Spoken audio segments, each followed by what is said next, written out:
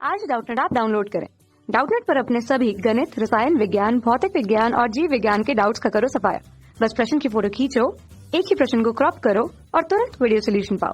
अभी डाउनलोड करें। Hello friends, दिया गया है प्रश्न में कि निम्नांकित प्रश्न को एलपीपी की ग्राफी विधि से हल करें। यहाँ पर दिया गया है प्रश्न में कि अधिकतमीकरण करना है, जिसमें z का मान दिया गया है 5x धन 3y तथा दिया गया हमें समीकरण 3x धन 5y जो कि छोटा होगा 15 के या बराबर होगा। तब दोस्तों हम इसे समीकरण नंबर 1 नाम दे देते हैं। उसी प्रकार दूसरा समीकरण नंबर दिया हमें 5x धन 2y छोटा होगा 10 से या तो बराबर उसका, इसको हम समीकरण नंबर 2 नाम दे देते हैं। उसी प्रकार हमें x और y का मान दिया है 0 से बड़ा और धनात्मक है, जो कि हमें दर्शाता है कि यह जो हमारा ग्राफ होगा वह प्रथम चतुर्थांश में होगा, प्रथम चतुर्थांश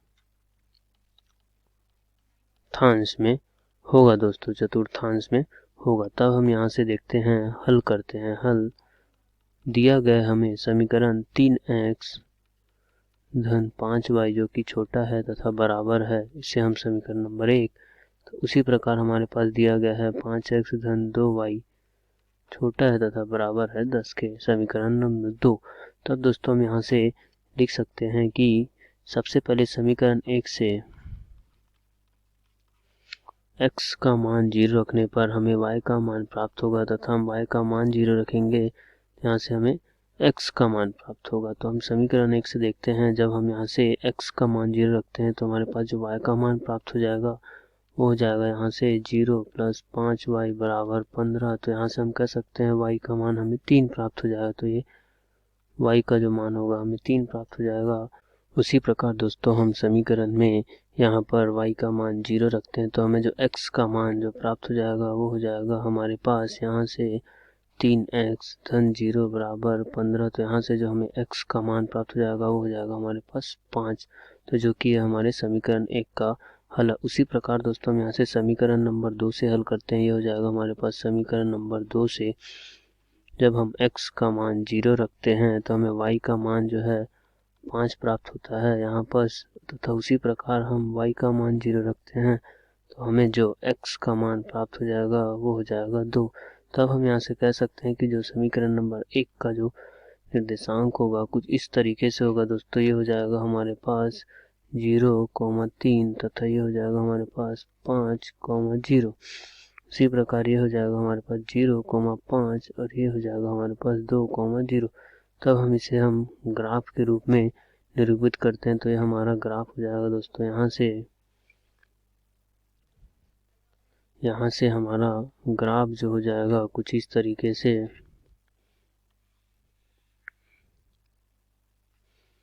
ये हमारा y अक्ष और ये हो जाएगा हमारा x अक्ष। ये हमारा मूल बिंदु दिया गया है, बिंदु 5 तक जाना है। तो यहाँ से हमारे पास हो जाएगा दोस्तों ये हमारा जो बिंदु 1, 2, 3, 4 और ये 5। उसी प्रकार से हमारे पास हो जाएगा ये 1, 2, 3, 4 और यहाँ से 5, 4, 3, 2, 1। तब दिया गया है कि जो समीकरण 1 से जो भी निर्देशांक होगा 0,3, तो ये हो जाएगा हमारे पास 0,3 का ये, तथा दूसरा दिया है 5,0, तो हो जाएगा हमारे पास 5,0। तो हम यहाँ से दोनों को मिला देते हैं तो हमारे पास जो प्राप्त हो जाता है वो लाइन है ये, जो कि ये हमारे रेखा समीकरण नंबर 1 जो कि 3x धन 5y बराबर 15 का समीकरण है, बोला गया है उसके नीचे वाले भाग को लेना है। तो यहाँ से हमारे पास जो नीचे वाला भाग हो जाएगा दोस्तों, कुछ हमें इसके निचले भाग को लेना है, पूरे इसके निचले भाग को लेना है। तथा उसी प्रकार बोला गया समीकरण 2 जिसके निर्देशांक 0,5 जो कि यहाँ पर है ये 0,5 तथा उसी प्रकार 2,0, तो ये हो जाएगा हमारे पास 2,0। तो ये जो यहाँ से गुजरता है वो हो जाएगा ये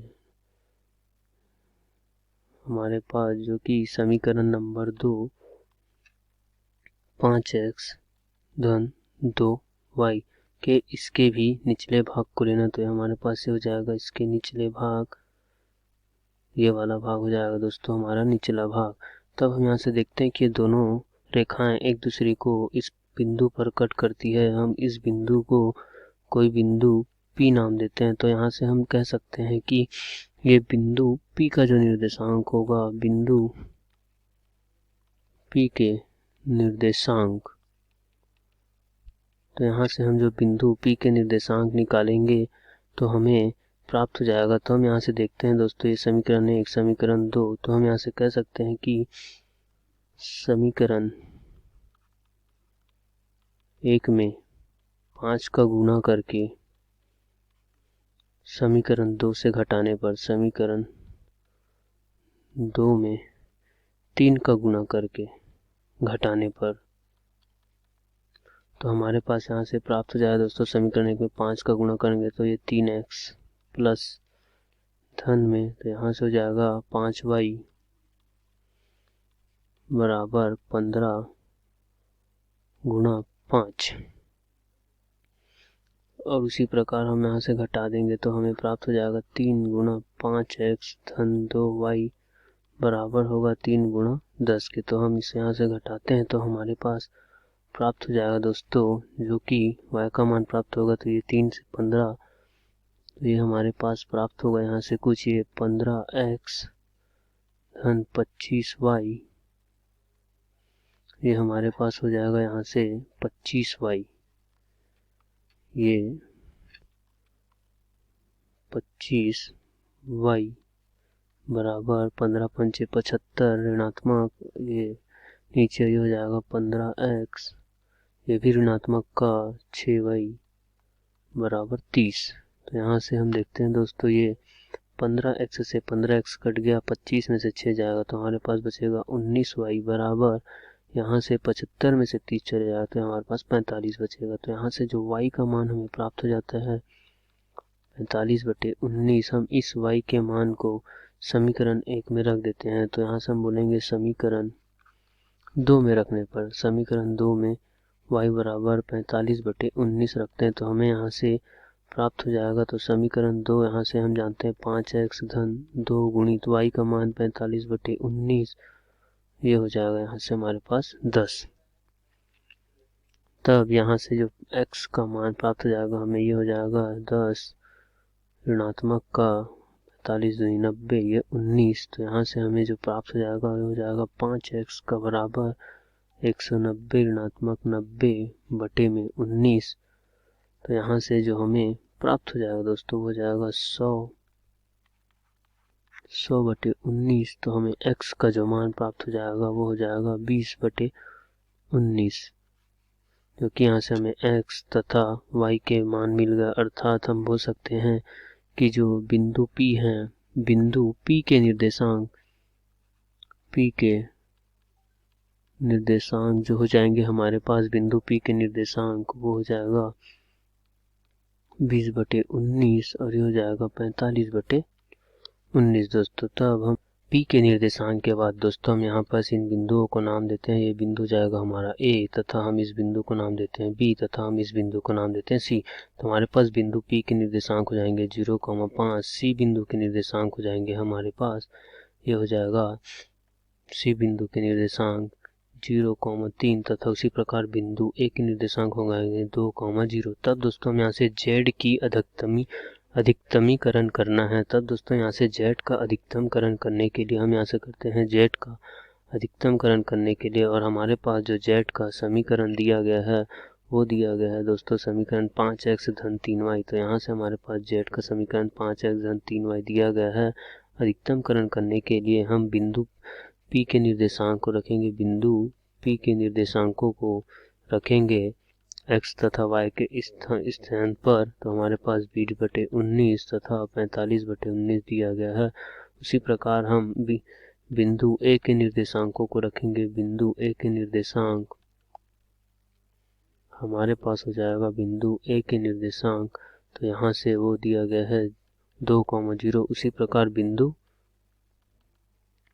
B के निर्देशांक, तो यहाँ से हमारे पास हो जाएगा बिंदु B के निर्देशांक वो हमारे पास 0,5। तब दोस्तों हम यहाँ से मान रखते हैं Z का तथा अधिकतमीकरण करते हैं। तो Z बराबर हो जाएगा 5 गुना 20 का 20/19 प्लस का धन और ये 3 गुना 45/19। तो तब हम यहाँ से हल करते हैं और हमें जेड का मान प्राप्त होता है। तब ये हो जाएगा लघुत्तम 19, ये हो जाएगा 100 प्लस ये हो जाएगा 135। तो ये हो जाएगा हमारे पास जेड का जो मान हो जाएगा 235/19। तब हम यहाँ से देखते हैं, हल करते हैं तो हमें प्राप्त हो जाता है दोस्तों, ये हो जाएगा हमारे पास, हल करने पर प्राप्त होता है 235/19, जो कि हमें प्राप्त हो जाता है, ये हो जाएगा हमारा 12.36 कुछ प्राप्त होगा जेड का मान। तो उसी प्रकार हम बिंदु ए के निर्देशांक को रखते हैं तो हमारे पास जो जेड का मान प्राप्त हो जाएगा वो हो जाएगा, ए के निर्देशांकों को रखते हैं तो ये हो जाएगा 5 गुना 2 धन 3 गुणित 0। तो यहाँ से हमारे पास प्राप्त हो जाएगा 10, तथा उसी प्रकार सी बी के निर्देशांकों को रखते हैं तो हमारे पास प्राप्त हो जाएगा ये जेड का मान 5 गुना 0 धन 3 गुना 5। तो यहाँ से हमें प्राप्त हो जाएगा 15। तब हम देखते हैं कि इन तीनों निर्देशांकों से, बिंदुओं से हमें जो जेड का अधिकतम मान प्राप्त हो जाता है वो हो जाता है यहाँ से ये 15, तथा इससे हमें पी से 12.36 तथा ए से 10 तथा बी से हमें 15 प्राप्त। हम यहाँ से कह सकते हैं कि जेड का जो अधिकतम मान होगा वो 15 होगा, जो कि यह सही उत्तर होगा। आशा करता हूँ कि दोस्तों आपको यह प्रश्न का हल समझ में आया होगा। धन्यवाद।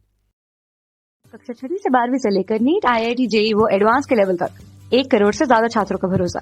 आज ही डाउनलोड करें डाउटनेट ऐप या व्हाट्सएप करें अपने सारे डाउट्स 8400 400 400 पर।